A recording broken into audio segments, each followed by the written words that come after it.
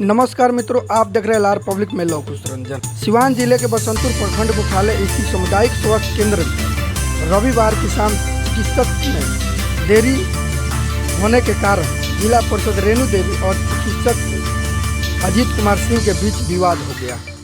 विवाद इतना बढ़ गया कि बात मारपीट तक पहुंच गई। मारपीट के क्रम में चिकित्सक के सिर में चोट आई।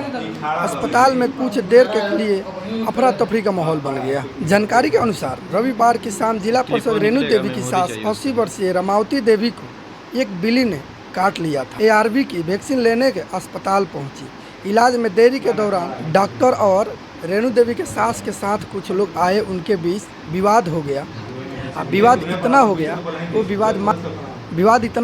वो विवाद मारपीट में बदल गया। इसी क्रम में थोड़ी देर में जिला परिषद भी अस्पताल पहुंच गई, जहां डॉक्टर अजीत कुमार सिंह संग उनका विवाद हो गया। विवाद के क्रम में बात मारपीट तक पहुंच गई। इस क्रम में डॉक्टर का सिर फट गया।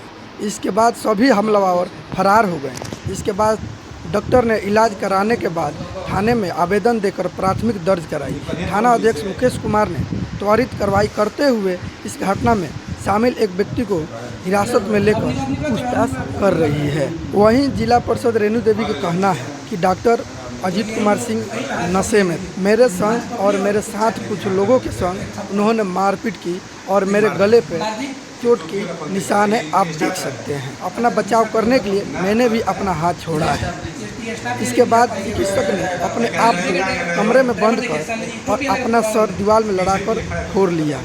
उसके बाद सिर फूट जाने के कारण थाना अध्यक्ष ने बताया कि घटना को लेकर चिकित्सक के आवेदन पर प्राथमिक दर्ज कर ली गई और एक को हिरासत में लेकर पूछताछ की जा रही है। डॉक्टर द्वारा स्थानीय थाना में आवेदन देकर जिला परिषद सहित अन्य लोगों की प्राथमिक दर्ज कराई।